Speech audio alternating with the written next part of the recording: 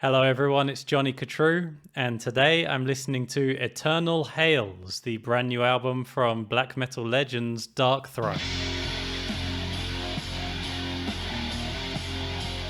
Darkthrone are one of the originators of the Norwegian second wave of black metal. They're probably most well known for their trilogy of cold classics in the early 90s. A Blaze in the Northern Sky was one of the very first second wave black metal albums, probably the first actually. I think it came out just before the first Burzum album, and it's one of my favourite albums of all time. Then there was Under a Funeral Moon, which is almost as good honestly in its own right, and Transylvanian Hunger, which spawned its whole own sub-style of black metal. But for some years now, Darkthrone have been forging their own path, creating rough and grubby heavy metal, inspired by the sounds of the 80s underground. I bloody love their 90s output. Not only the trilogy I spoke about, but also Panzerfaust that came afterwards is honestly quite overlooked and pretty much as good as those earlier ones. But I really enjoy their recent stuff as well. I thought The Underground Resistance was especially fantastic.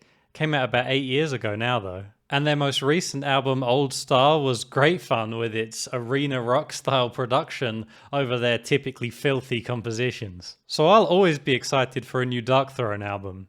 And the single they put out for this one was especially intriguing. It had a huge booming doom metal sound with particularly lo-fi production even by their standards. I think it calls back to their slow Celtic Frost influence stuff like In the Shadow of the Horns and also some stuff on Panzerfaust, but takes things even further in that classic doom direction, I think. So I'm very excited to hear what the rest of the album sounds like, if it's going to be the same sort of doom style elsewhere on the album or if we'll get more diversity in the sound. If we'll get some more black metal typical stylings, we'll see.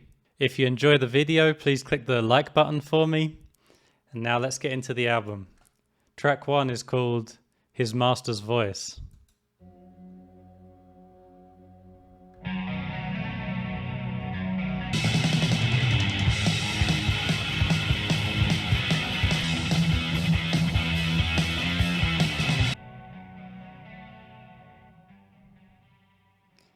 Alright, so this is definitely something pretty different from Darkthrone compared to their recent albums. We had a pretty spacey intro and outro, both of which obviously suit the album cover very nicely. But at the start of the song we went into this Motorhead inspired tempo and beat, which is something Darkthrone have done many times before, and I think they do it great. It's usually one of my favorite styles that they bring, especially when it goes from either a slow section into that Motorhead kind of rhythm, or the other way around. But when you switch from that beat to a slower beat, it always just sounds great. And they had a bit of that going on in this song. The production in this is very strange, just like we heard on 𝐒𝐻𝐸𝐿. And honestly, it's great to hear them doing something creative with the sound. Every album they did in the 90s had its whole own soundscape.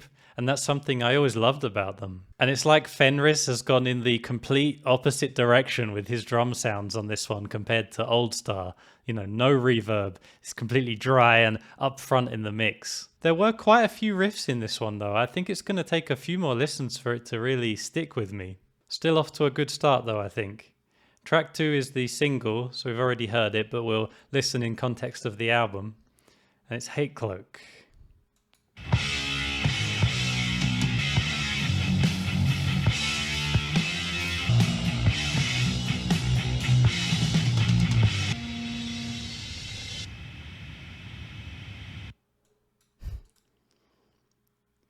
So epic. Epicus Doomicus Metallicus, if you know what I mean. Nocturno Culto's voice is still so good.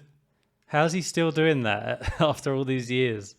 I mean, he sounds more like Tom G from Celtic Frost these days than he does himself from the 90s. But that's fine with me. I think he sounds great. This is not like black metal to zone out to or get insular to. This is more like transferring the mood of black metal onto this heavy metal to rock out to, basically. But I actually love the atmosphere on this. And the riffs in 𝐒𝐻𝐸𝐿 are very memorable, especially the first one that returns at the end. It's awesome. I love it. So moving on to track 3, it's called Wake of the Awakened.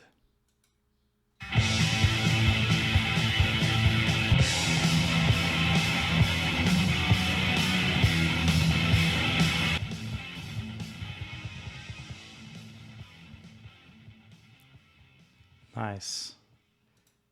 I'm really enjoying the structure of these songs, the way they go through all these cool changes, different tempos and different styles of riffs in each part. It actually reminds me a lot of what they were doing on A Blaze in the Northern Sky, like mixing styles, mixing tempos, you know, stuff like In the Shadow of the Horns or Catharian Life Code, the way it goes from the super fast black metal section into the slow doomy section. It's basically the sort of thing we're getting here, just with a completely different approach. We had more of that Motorhead rhythm, which sounds great. So we're obviously not getting a straight up doom album, not by any means. It strikes me as more of the usual kind of Celtic Frost influence that we get from Darkthrone, switching between the different tempos to brilliant effect. But on this one, we also had more of that spacey atmosphere, you know, again, reflecting the cover art fantastically. It's kind of crazy to hear synthesizers in Darkthrone music. I never thought we would, to be honest. But I think it sounds really good. We're almost getting psychedelic at some points in that song. I never thought I'd be saying that about Darkthrone music, so that's pretty exciting. There's some nice drumming in this one too. Moving on to track 4, it's called Voyage to a North Pole Adrift.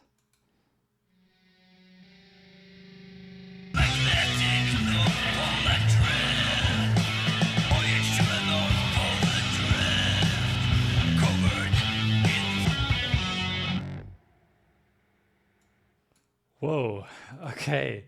So that was the longest song on the album at 10 minutes long. And yeah, it earned it because they really took things to an even more epic place on that one, with how it built up and became almost emotional at some points, like the guitar solo. It was beautiful. Felt almost like a classic prog rock song at some points. And if you watch my channel, you'll know that that's right up my street. There were some nasty riffs on this one as well. Yeah, this was great. Perfect placement in the track listing too, because it felt like it took all the styles we've already heard in the previous 3 tracks, but just made it the most epic, the most far out. Just took things to another level. Fucking cool. Well, the last song is track 5, and it's called Lost Arcane City of Uppakra.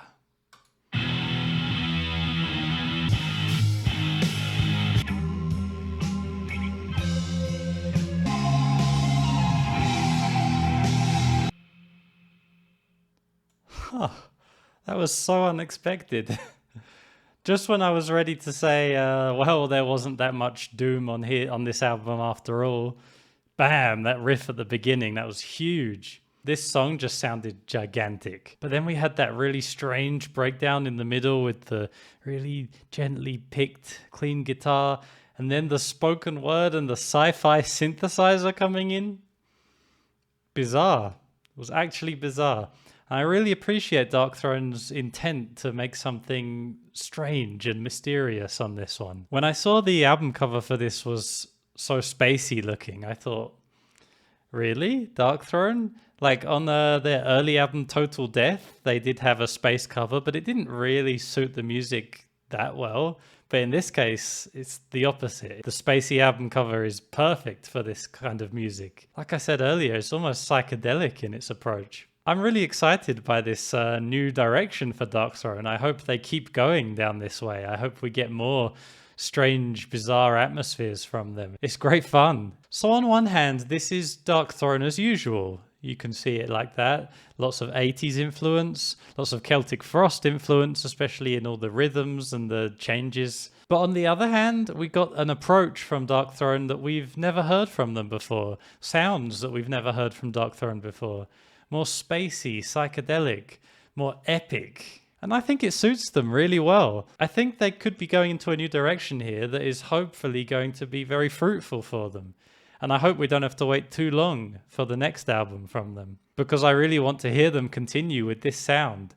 But I'm going to love going back to this one and really getting lost in the spacey sounds. Honestly, I couldn't be happier with this new Darkthrone album. As I said earlier, I've really enjoyed their recent albums. But I suppose things were maybe getting slightly predictable, but they've really shaken things up this time, and I'm chuffed. I don't know how many albums they've had at this point. This must be like almost their 20th album at least. I can't believe they're still making this kind of creative, exciting music. They haven't mellowed out in their old age, that's for sure. Darkthrone, what a fantastic band. Let me know down in the comments what you thought of this album. If you're a Darkthrone fan, do you still enjoy their more recent stuff or do you only like the early stuff? And what do you think of this new spacey, almost progressive direction from Darkthrone? Are you into it? If you've enjoyed the video, please click the like button. And if you want to support me to be able to keep making these videos, keep the channel going, you can use the link in the description to buy me a coffee. I'll really appreciate it. So thank you very much for watching. And until next time, take it easy.